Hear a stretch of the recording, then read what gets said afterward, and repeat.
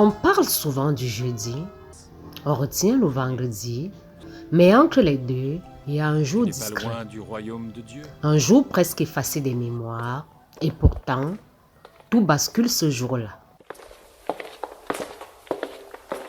Le mercredi saint, un jour de silence, un jour d'ombre, un jour où, dans les coulisses de l'histoire, se joue l'un des actes les plus cruels de la foi chrétienne.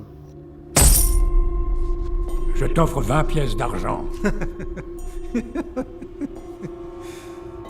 Ne m'insulte pas. 40. 25 pièces. 38.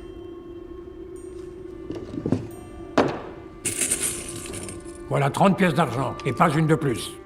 Ce jour-là, C'est ma dernière offre. Judas Iscariote franchit une ligne invisible.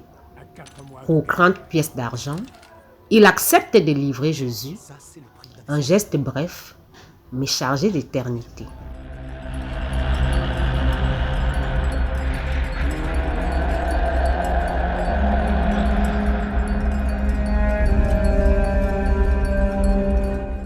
On l'appelle parfois le jour de l'espion.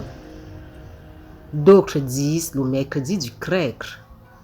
Des noms lourds, comme pour rappeler que la trahison ne fait pas du bruit, mais qu'elle change le cours du monde.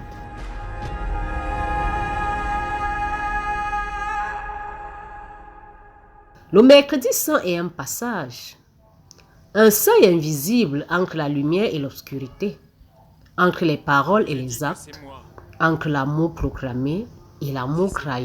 que vous cherchez. Dans les églises, Laissez ceci partir. rien de spectaculaire, S'accomplisse la parole qui pas de dit, grands rites, je n'ai pas perdu de foule immense, juste le silence. Un silence qui invite à regarder en soi.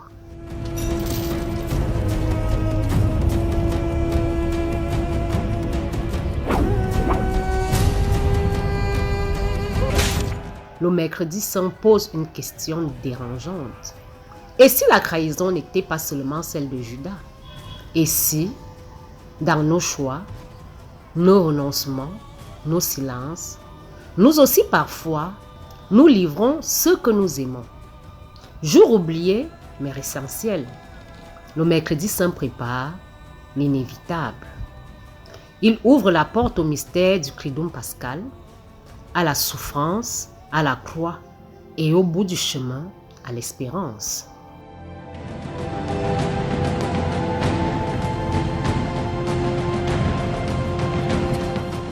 Dans le silence de ce jour, tout commence déjà à parler.